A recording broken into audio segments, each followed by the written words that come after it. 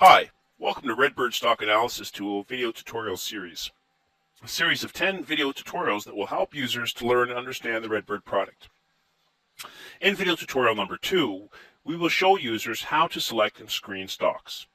We're going to assume that users have installed and activated the product, and they've launched the product and established initial system settings and risk profiles, as described in tutorial number 1. In tutorial number 2, we will show users how to add active stocks to RedBird, collect initial market data, look at system performance, and tweak their active stock list to ensure that those stocks are suitable for RedBird and fall within their investment goals. Let's go ahead and get started. Since I already have RedBird up and running, I'll just go ahead and bring up that window. As we can see here, there's no data, no portfolios, no stocks in the system as of yet. First thing I want to do is I want to validate my system setup before I start adding stocks. So I'll go ahead and click the system button, and I'll click on the risk profiles screen. So as I can see here, these are the target performance goals or risk profiles that I established in tutorial number 1. I've indicated for low risk I'm targeting 1% gain per transaction, a minimum win-loss ratio of 90%. And I scroll across the top here, I'll notice, for example, for high risk, I'm targeting an aggressive 10% gain per transaction on average and a 60% win ratio or 40% loss ratio. Okay, so I do have some initial risk profiles in the system.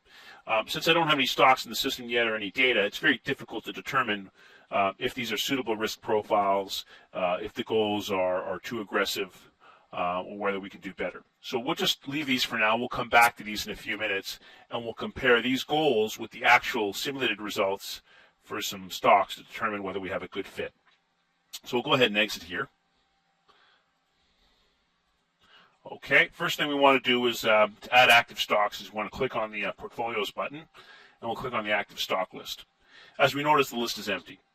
That's because although RedBird has a database of over 10,000 stocks, we actually have to pick the stocks that we want RedBird to monitor. And we do that by placing them on the active stock list. Once we have them on the active stock list, RedBird will gather data. It will chart the stocks. It will show us buy-sell opportunities and recommendations in accordance with our investment goals. We'll also be able to add stocks to portfolios as described in tutorial 3. So let's go ahead and add 2 or 3 stocks to the active stock list to get the ball rolling. There's a couple options. We can search the database, or we can just enter a symbol directly. Let's do both. So we'll click on search, and we'll find all the companies that begin with the word international.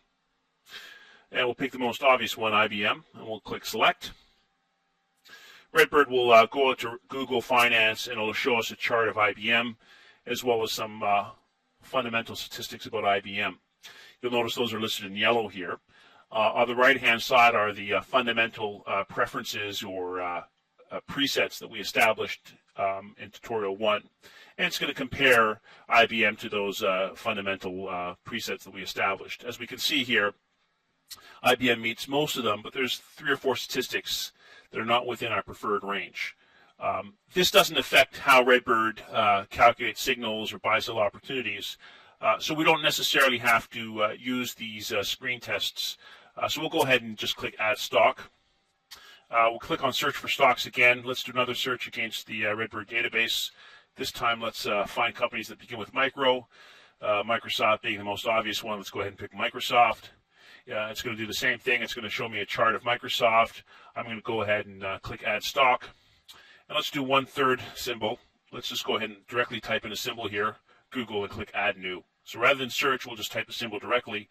And if the symbol is invalid, we won't be able to add it. In this case, it is valid. It shows us all the statistics. We confirm that. We go ahead and click Add Stock. So now I have 3 stocks in the active stock list, and RedBird is now ready to go out and gather data about these stocks and generate opportunities, and we can then compare it to our risk profiles and investment goals to see if these stocks are suitable. So let's go ahead and do that. There's 2 ways to activate the system and gather data. One way is to move the system entirely from maintenance mode to operation mode.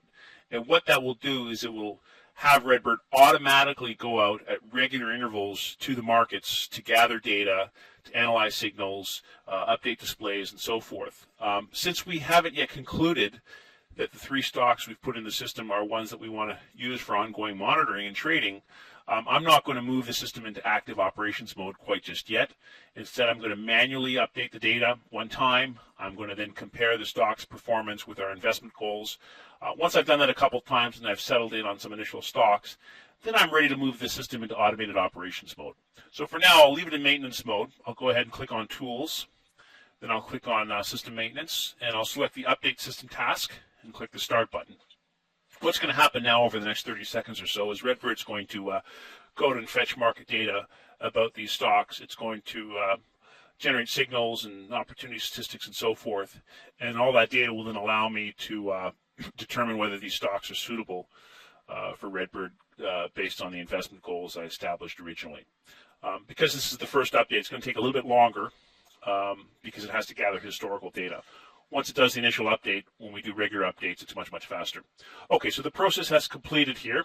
So go ahead and click OK and exit. If I were to go over, for example, to the stock monitor and I were to pick one of the stocks like Microsoft, it already has enough data to chart the stocks. So all the stock price data is in the system right now.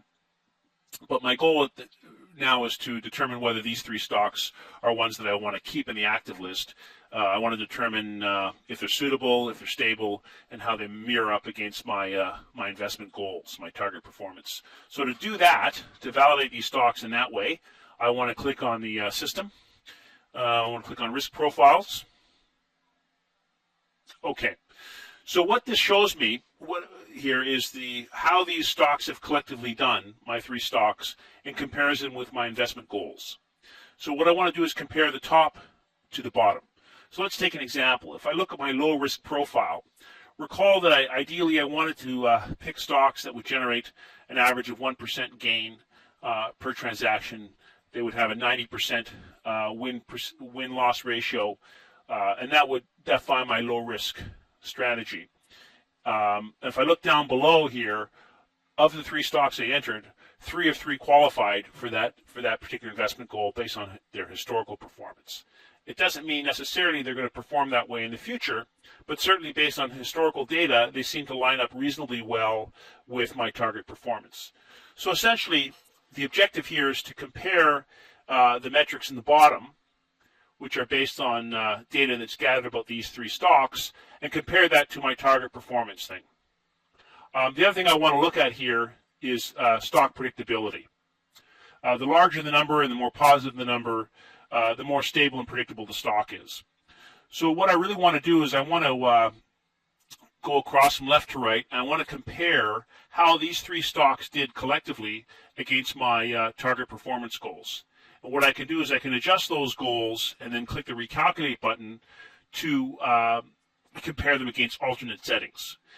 If I conclude that overall the 3 stocks I've picked are not suitable for my investment goals, if I'm getting a very, very poor results, very, very low negative stock predictability, then I'm going to probably conclude that the 3 stocks that I've picked are not suitable for RedBird. I'm going to throw them away. I'll go back to the portfolios button here at the top, and I'll pick maybe a couple of other stocks and repeat that process. One thing about this screen is that it shows us the results for all 3 stocks collectively. So it's very difficult to determine if one of the stocks is not a good fit versus the other 2.